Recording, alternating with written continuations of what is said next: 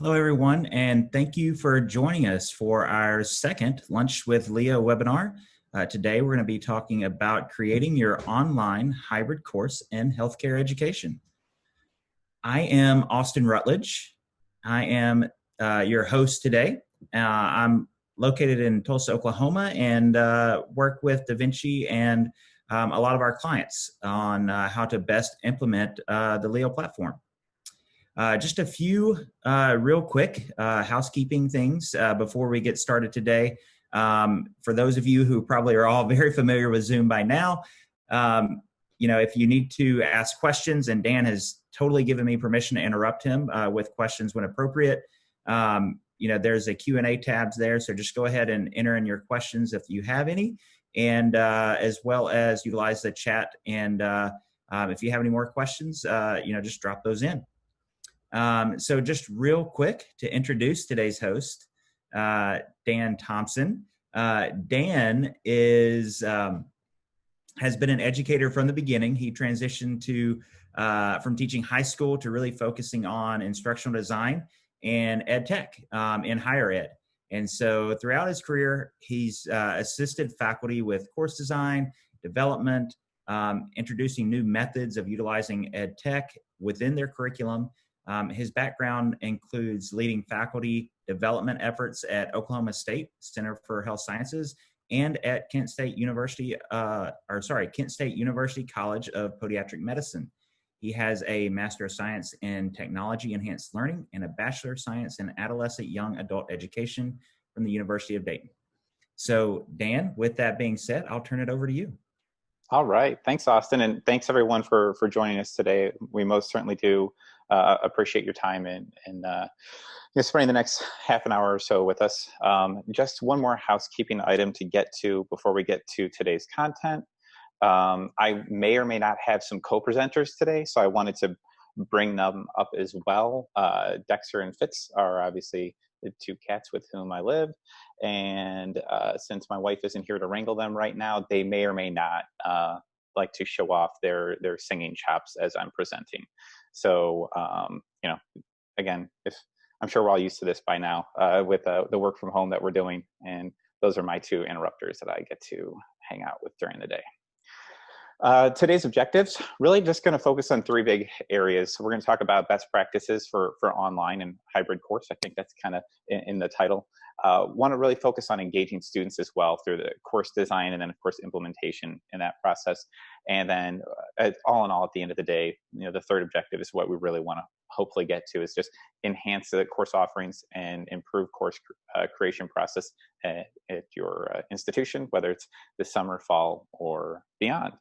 So much, we will talk about, both online and hybrid, since, you're probably more used to the classic didactic in classroom portion. The hybrid will really focus more so on the online element today. So it all starts with the top, and that's your session objectives. So the first point that I always try to share and implement myself is not only using my session or learning objectives or writing them, but relying on them as a guide. And so often, I know when I was first getting into teaching, I almost saw my objectives kind of as a hurdle, to be honest, where I knew I had to write them and I had to, give them to the principal, but I was so focused on getting my lesson plans, I didn't realize I should be using those objectives to guide my teaching. And they really were. Unfortunately, at that time, it was a hindrance. And then as I grew more into teaching and started working more in med ed, I realized that those session objectives were really, really big in guiding what I was going to teach. And especially in this online realm, where if you're not used to teaching online, and then all of a sudden you're thrown into that, there's a lot of moving parts, which I'm sure so many of you dealt with really on the fly, just in the last few months.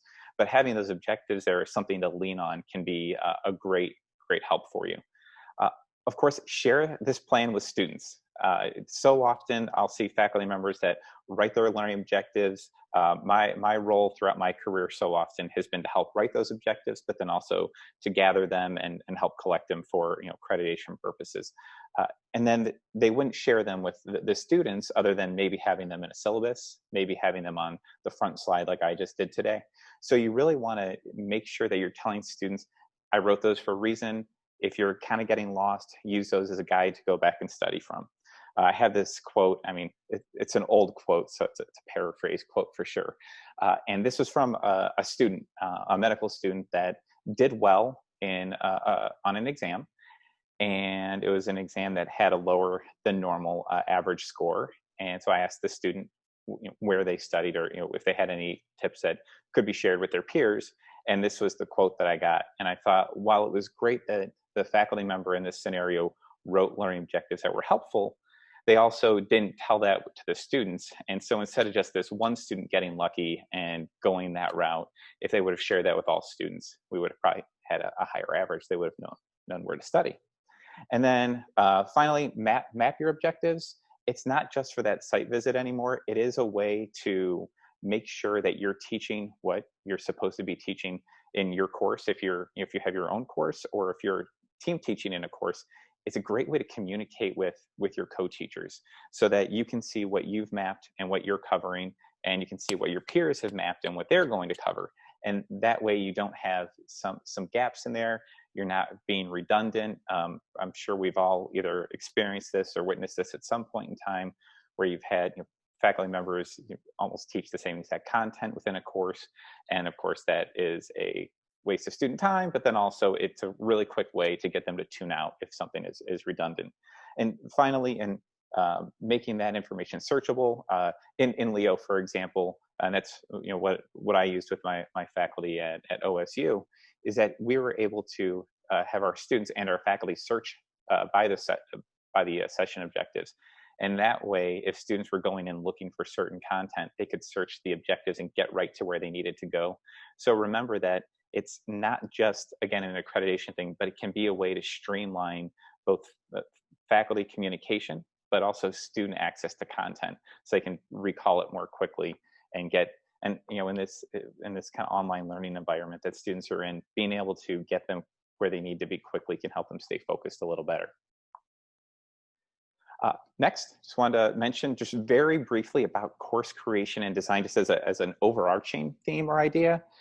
So we have two big areas here, right? We have organization. I have keep it simple, and I didn't add the extra S there for a reason in the presentation. But so we want to keep it simple, and what we mean by keep it simple is you want to have content and just all course materials as much as possible located in one area for students. If you have different applications you use to teach, which are great, and we'll touch on some of those here in a moment, but if you're using different applications to teach, it can get a little confusing for students that they might need to get content here, or feedback on an assessment here, or see their session objectives, they have to go find the syllabus.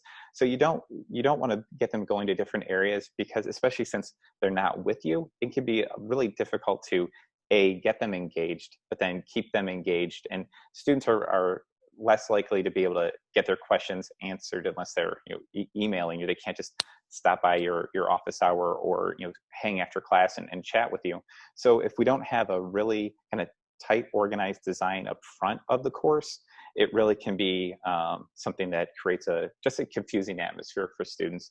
And I have a couple screenshots that it will on the next couple slides that will bring this together a little bit. Next is communication. This is in all realms of life. Communication is important. In this element, we're talking about communication directly with students. Right now, with students not being in front of you, communication is of the utmost importance. And the two terms I have there are, we want to be direct. And this is both with telling them about your session objectives. This is with instructions for a new learning method or a lesson that you're using in class. We want to be very, very direct, be brief if you can, be concise if you can, and let them know what expectations are as well. And not just expectations for them, and that can be your learning objectives. It can also be, if you're giving them an assignment, what's expected of them. But you should also let them know throughout this communication what they can expect of you. Especially if you're doing different teaching methods other than lecturing, you really want the students to be able to understand when you're going to be able to support them, what information they can expect to get from you. And that also lets them know, especially in the an active learning environment where they're being asked to go out and acquire information. They know when they need to take the lead and go for it, and they also know when they potentially need to reach out to you and ask for more information. And finally, transparency is so key right now with our students. They, so much they need to know. It's just to help to let them know why we're doing certain things. I think we're well beyond, especially in healthcare education. It's not like teaching middle school anymore, where you can say this is just what we're doing because we're doing it. We need to explain to students that what the goal in mind. And so our students, and I'm sure many of your students are really focused on a board or licensure exam. Well, maybe tying into that and showing, we mentioned a couple slides ago, last slide, about the mapping, letting them know how your objectives do map, and that can be visible in your course as well, which I'll show you coming up on the next couple slides. So just that transparency of letting them know why you're doing what you're doing, what's expected of them, and how you're going to get to where you're going together. Having that up front in the course and even for each lesson is really huge in creating the appropriate atmosphere. So I made like three or four call outs to a couple screen grabs I'm going to show. So we're finally here. This is actually just a picture of a single session or event in the Leo platform. And I was talking about having things organized and together and transparent. And I just want to show an example of how that can all be brought together for you. So, in this event, top left here, we have, all of the information that's the basics, where, when, all that good stuff. And then we have a description of what they're going to learn and materials for the day. One nice area, they're not going to different things. They're not checking email for things. It's right there. The next picture here is actually the same page. I just picked different options. I scrolled down on the left here, and instead of materials, I clicked on mapping. So again, you want something where students can kind of have a one-stop shop for what they need to acquire, to where they can be ready to learn. But then also, after they've gone through that individual session, they know where to go back to find the appropriate information. So here we have a video embedded that can maybe prime them for that day's course, and then of course the objectives that you've directed them to on what they need to know and need to study moving forward. But then also they can see there's that transparency of the mapping as well. Just think about that, how again, the visual for my points here is that it allows you to get the information you need to students, but also make it consistently available to them.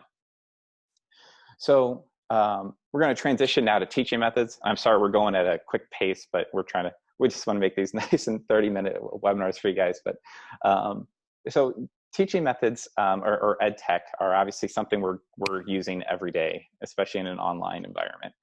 And if you are making a transition for the first time to this online environment, or if you just made it in March or April when things changed at your school, you may have some time, hopefully, to get ready for the fall, and you can focus on you want to focus first and foremost on teaching methods that are in your comfort zone. Again, a lot of things are changing for you, but they're also changing for your students, and they're being asked to learn in a unique learning environment as well. And I'm sure you may have heard this one that they didn't sign up for. And so having something where you're comfortable being able to, in both your personal teaching style and your personal teaching experience, can help you to just make that transition much more easily. It doesn't mean to not, every now and again to push forward, but just initially, having that something that's familiar can be great for you and your students. If that does include having other types of ways to engage students, applications, Austin did a great job last week explaining some of these type of applications in a webinar he gave. And if you may or may not have an article popping up in your chat at some point soon, I think that might be it, about how to embed information into Leo.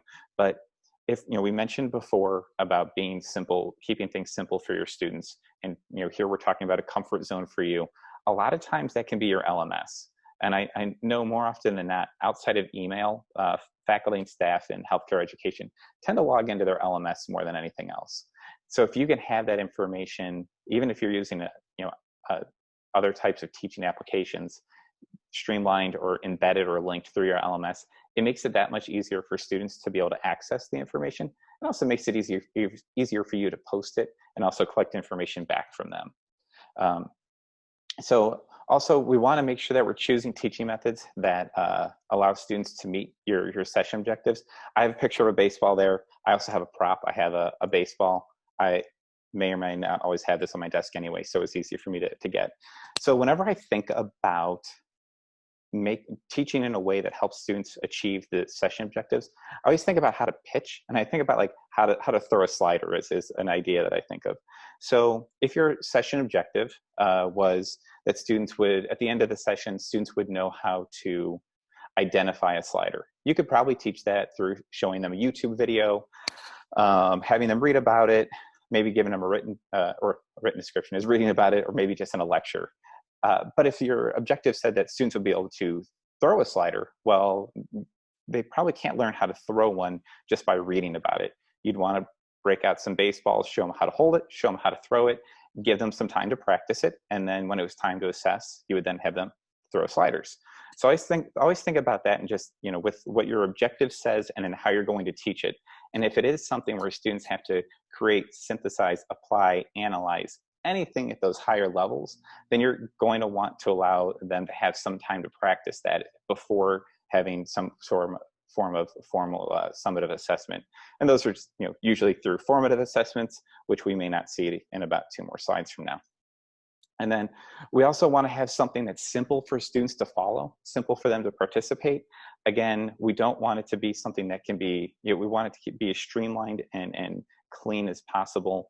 Once students get overwhelmed by different types of technology out there they're trying to use in this, it's a really quick, easy way for them to get discouraged and quit paying attention, just not be able to follow along because of a tech issue, or just really be overwhelmed. And then, of course, then they're focused too much on the tech and less on the content, which is where we want to make sure their minds are. And finally, we want to engage our students. And I'm guilty of this right now because here I am lecturing on a video to you. But we do want to make sure that we engage our students in more of an active way than always just doing, you know, changing what was the in-class lecture, which is a passive way of learning, and going right to the lecturing from home. I'm sure that was probably what a lot of us did in the springtime. That is most certainly understandable because there was limited to no prep time. But as you have more prep time, think of some ways to engage your students. And with that, I am going to actually offer some tips on that. So one, engage the camera. I'm very fortunate on most cameras do this. I have the little, you know, green light next to on my Mac where I'm talking right now. It's very easy to know where to look and to do your best to look into the camera to engage them. I always think of it as, you know, just engaging one person and explaining to them. So really in my mind right now, I'm talking to our host, Austin, right now. That's how I'm envisioning my teaching. So I'm more or less just, you know, explaining this information to one peer, and it helps me be more comfortable to explain it to a much larger group as opposed to that one. If you're able to stand while presenting, if you haven't noticed, because I'm sure I have like been, you know, swaying or bobbing around a little bit, I am standing right now. Of course, I'm in a makeshift dining room office with a couple paper boxes with a computer on, but you know, you can make it work. But it allows you to be more natural. If it's not too often that folks are going to, you know, are sitting when they're giving a live lecture. You tend to stand and move about during that. So it just helps you have a little bit higher energy level, engage more, and just, you know, really literally be on your toes. It does help to use physical props or visuals. If, you know, I were actually taking time to show you how to throw a slider, although mine was marginal at best, you might not want me showing you that. It's, you know, I would have shown you the baseball more. I do have a colleague that I thought did this really, really well, and I always share this with his permission, of course, that he would do recorded lectures for his med students. And a lot of times, if he was doing anything with equations, he would use a whiteboard and literally write on the whiteboard and show it. And it's super, super low tech, and really, it seems really elementary, but instead of using an app where you can pull up a whiteboard and share it on your screen, it actually engaged the students with him more one-on-one. And so I recall even seeing some of the course evaluations and then talking to some students as well, that they felt much more engaged in a one-on-one setting, particularly because of this, you know, having these props or some visual to show, almost like if, you know, you and I were sitting here one-on-one, we could, you know, explain that to each other. So that was a big, that's always a big help, but, you know, super low tech, easy to do. Let students present. We do this in didactic courses oftentimes anyway. We can still do this in an online element or a course. This can be asynchronous or synchronous. So there have been times when I've worked with faculty and actually had students record presentations, both as individuals or groups. If you teach in that healthcare ed course that has 120 students, I'm guaranteeing you probably don't want to listen to 120 5-minute presentations. So the group element you can do, they can record their Zoom screen just like we probably do with meetings now, or like we're doing with this webinar. But it really allows them to take control of the content and learn it in a more in-depth way. And students do learn very well in a peer-to-peer way. Utilize the chat feature. I think Austin probably dropped in that article before. If not, I'm sorry for throwing you under the bus right now, Austin. But there's a way where you can chat live. I kind of call it a condoned note passing. If you don't use a Zoom or any type of live video that allows a chat feature in there, it's very easy to use social media. If you were to, we have the hashtag at the bottom of the screen right now with Lunch with Leo. And if you go into the hashtag right now and search that and click on latest, it'll pull up the latest tweets using that hashtag. You can do the same thing for your course. Pick a hashtag for students to use to chat with. There's even ways you can do some closed groups that you can look into more in depth. And if I had more than 9 minutes left, I would go over that with you. And finally, engage students as much as you can with this in-course content. Try to be not just with giving readings and videos, but giving them opportunities to, whether it's a case study, a team-based learning module, some way that they can actually actively engage with the content. We'll have a couple more tips coming up here on that in a second. Last couple of points I want to make, though, are on both assessment and feedback, which go hand in hand. And when I say include assessments in your lessons, I'm thinking formative assessment, the assessment that we use to drive learning forward, and not just see what students know. So I'm not saying with that first strikeout to not use traditional multiple choice questions. Just it doesn't always have to be a multiple choice question when you do a formative assessment with students. Now, if you have well-written assessment items, or if it is that kind of learning at the lower level of it, state, list, identify, those types of objectives, that could be more easily done in both a summative and formative way with multiple choice questions. But as much as you can, think beyond that. And so with your assessments, I always try to remember a couple things here. One, with your formative assessments, promote student learning. So you want to be able to have, it's not just see what students know, but it's in a way that you can give feedback after it to continue their learning, whether that's a discussion, them creating a presentation. We have some at the bottom there. I'll talk about more in a second. You also want to address your learning objectives. So as you're writing those formative assessments, and obviously prepare these before you go into class, make sure that you're being mindful of those the learning objectives that you're using as your guide. And every formative assessment item doesn't need to speak one-to-one with that to an objective, but it should be there in a way that students can, that it ties back to that or prepares them to eventually meet those objectives. Again, be mindful of your teaching methods. Back to the baseball analogy, if you have an objective that is analyze, apply, you're going to want to give students formative assessments that allow them to analyze information. So don't just give them a quiz that asks them to regurgitate just facts. You want to challenge them in a way that this is most easily done a lot in case-based scenarios where you give them a case and they need to apply information. And so remember that that all those, your objective ties together with your assessment. And creative ways to assess, IRAT, GRAT, which is mainly done in team-based learning. So individual readiness, group readiness assessments. There's a feature actually in Leo that does the virtual kind of scratch cards. If you've seen that, there's a virtual element to that we've used that's been pretty popular. You can even use your course evaluations feature, especially specifically in Leo, to be able to allow students to assess their peers, to assess themselves, faculty to assess individual students groups. So it doesn't always have to be a one-to-one quiz, but you can have peer-to-peer interaction and also self-reflection as well, which Austin talked about last week, so I won't go into too much detail. Again, you can use video, whether that's students doing a presentation and you evaluating that presentation. One thing I like to make a point with on the video, though, is that students, if students have questions for you, emails or questions in the actual class, a great thing to do is to answer it with a video and just a quick recorded, maybe a 5-minute video, and share it with the whole class. If you get 2 or 3 emails from students and they're kind of confused on a point, a video explanation can go a lot further with them than just a standard email you share with the whole class. And finally, students creating their own learning objectives. If one great way to get students to kind of push beyond, and sometimes beyond even what you're thinking, the goals you have for them as faculty, is to ask them after a course or a lesson to what would they want to learn next? What would be the next learning objectives they would write for themselves? I've done this in the past with students, and it's remarkable how much the higher expectations and more inquisitive they are than even our lessons have set for them. Okay, in closing, and then we'll get to some questions. Feedback, with your feedback, focus it on learning, not grades and scores. Telling a student that they got an 85% is great. They know they got a B, but why did they score that?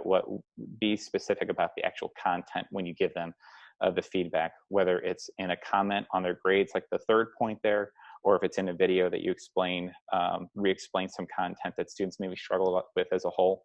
That's a much better way to make sure they're learning from that assessment going forward.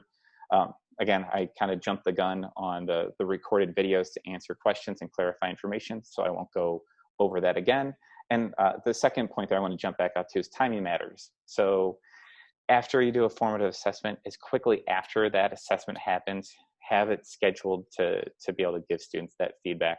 Again, in this online world where they may be turning the camera off and then going on to something else, if they transition to another course or even just something social, if they don't have some feedback on what they just learned or the conversation they just had, that they may lose that, and the assessment won't be as or the feedback won't be as valuable because it didn't happen soon enough. And of course, after every formative assessment, teach and reassess that information to make students are understanding it.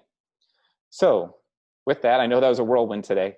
That's why we record them, because there was a lot of information here all at once. I appreciate everyone's time, and Austin, I'll kick it to you now if you do have any questions for me. Yeah, Dan, thank you so much.